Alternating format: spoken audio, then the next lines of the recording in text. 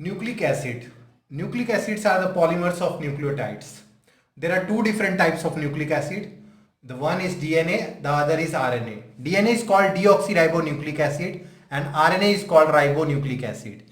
DNA is the genetic material of most of the organism, whereas RNA is the genetic material in certain viruses like reovirus, retrovirus, etc. One of the example of retrovirus is HIV, which causes AIDS, acquired immunodeficiency syndrome. Now, what are nucleotides? So, nucleotides are made up of three components: sugar, nitrogenous bases, and phosphoric acid or phosphate group. The sugar present in nucleotides are pentose sugar, that means having 5 carbon. The two types of pentose sugar present in nucleic acid are ribose and deoxyribose. Ribose is present in RNA, whereas deoxyribose is present in DNA. Now coming to nitrogenous bases, there are two different types of nitrogenous bases. The first is called purine, the other is called pyrimidine.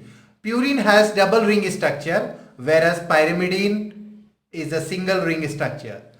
There are two different types of purine. One is called adenine, other is called guanine. Adenine is represented by capital A, guanine is represented by capital G. Now coming to pyrimidine, there are three types of pyrimidine: thymine, cytosine and uracil. Thymine is present in DNA, absent in RNA, whereas uracil is present in RNA, absent in DNA. DNA is generally double helical structure, whereas RNA is generally single stranded structure.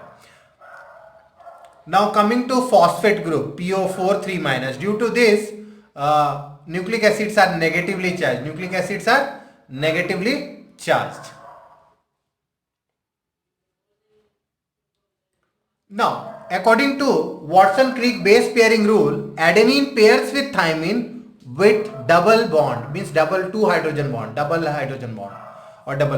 Guanine pairs with cytosine, or guanine binds with cytosine with a triple bond. So guanine cytosine is more stable than adenine thymine. So if you see the double helical structure of DNA, in one chain if adenine is there, then in front of the other chain it will be thymine. If cytosine is there, then guanine will be there. If guanine is there, then cytosine. If thymine, then adenine. So the base pair rules are A pairs with thymine, G pairs with cytosine.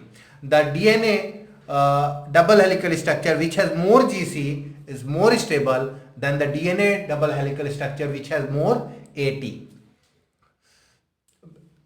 Organisms like bacteria which live in harsh condition have more GC in their DNA, and organisms like human beings which live in comparatively less harsher conditions have more AT in their genome or total content of DNA.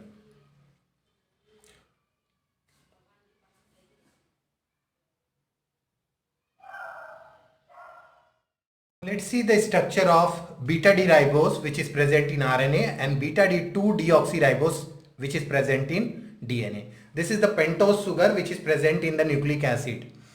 Now, one of the most important thing about beta D2 deoxyribose is that from the 2 position oxygen is removed. So that I have highlighted with a blue color. So if you see this position, so this position will help you to know that from this position oxygen has been removed. So this is the structure of beta D ribose which is present in RNA and beta D2 deoxyribose which is present in DNA as sugar component. So this is an example of pentose sugar. The pentose sugar belongs to the D series of sugar. D series of sugar can be related with glyceraldehyde with OH group on the maximum number of chiral carbon to the right side. Nucleic acids are also called polynucleotides. Nucleotide is equal to nucleoside plus phosphate. Nucleoside is sugar plus nitrogenous bases. That means nucleoside don't have phosphate group in them. So nucleotide is equal to sugar plus base plus phosphate. Two adjacent nucleosides are joined by formation of phosphodiester bond.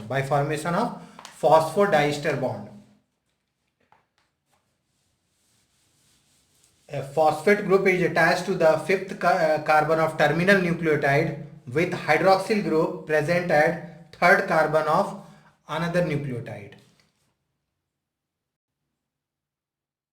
Let's see the structure of pyrimidine and purine. Purine has a double ring structure and pyrimidine has a single ring structure. The three pyrimidines are thymine, uracil and cytosine. If you closely see the structure of thymine, at the fifth position you will find a methyl group. At the fifth position you will find a methyl group. That's why thymine is also called 5-methyl-uracil. Uracil is only present in RNA and thymine is only present in DNA. Looking at purine structure, the two important purines are adenine and guanine. Adenine has an amino group at 6th position and nitrogen 1 and carbon 6 has a double bond. Whereas in case of guanine, 6th position contains a carbonyl group and second number carbon contains an amino group. So this is a major difference between adenine and guanine. So adenine and guanine are two important purine, and according to Watson and Crick, adenine pairs with thymine with 2 hydrogen bond and guanine pairs with cytosine with 3 hydrogen bond, and this is called Watson and Crick base pairing rule. This is called Watson and Crick base pairing rule.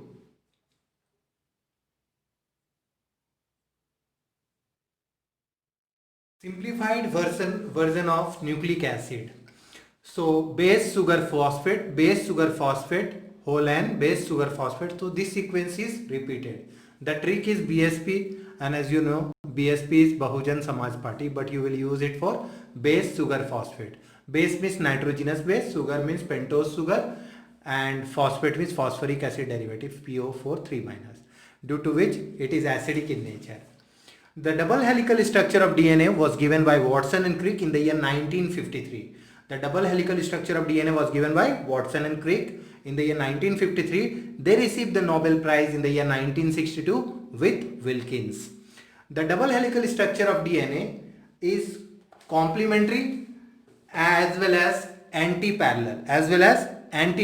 That means if in one of the strand adenine is there, in the other strand it will be thymine. If one strand, if it is guanine, then in the other strand it will be cytosine in front. So if you know the sequence of the bases in one of the strand, you can easily predict the bases in the other strand. So the DNA double helical structure, the double helix is complementary as well as anti-parallel, because both the strands run in opposite direction. One runs in 5' 3' direction, whereas the other runs in 3', 5' direction. Direction. Now there are three types of RNA. RNA is ribonucleic acid. It is responsible for synthesis of protein in a cell. So there are three types of RNA found in cell: messenger RNA, ribosomal RNA and transfer RNA. Ribosomal RNA is the most abundant RNA present in cell, and this RNA, the main function of RNA is protein synthesis or translation.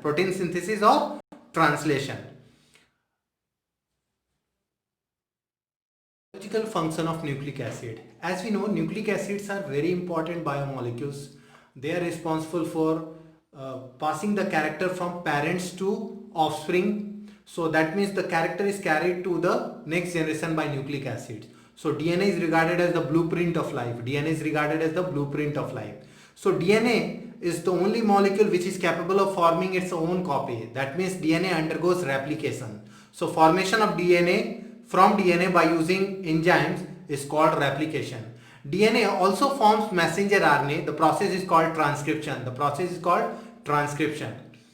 And messenger RNA along with transfer RNA and ribosomal RNA can synthesize protein in the cell. The process is called translation or protein synthesis. Which is very crucial for the survival of the cell, because these proteins can function as receptors, helps in communication, can help in some signal transfer. So these proteins are very crucial for the cell. And the flow of information from DNA to protein via messenger RNA is called central dogma. And it was given by Crick. Now, If you take a double helical DNA, double helix, and if you increase the temperature, the helix will be separated. That means this process is called denaturation of DNA. The helix will be separated. If you remove, or if you decrease the temperature, if you reverse the condition, then the two helix will again bind with each other and form a double helix. The process is called reannealing. The process is called reannealing. The DNA which have more GC content, the DNA sequence which have more GC content, the melting temperature is more. That is, TM is more for more GC content, TMM is less for more AT content. So this was the biological function of nucleic acid, and these are the chemical basis of heredity and may be regarded as the reserves of genetic material, and DNA is responsible for maintaining the identity of different species of organism over millions of years. And DNA, as I have already told, is the only molecule capable of forming its exact copy, the process called replication. And sometimes DNA do undergo some sort of changes in the basis, the process called mutation. So mutation is the sudden heritable change in the genetic material. So I hope you like my video, student. So do like and subscribe my channel for more such video in future. Thank you so much.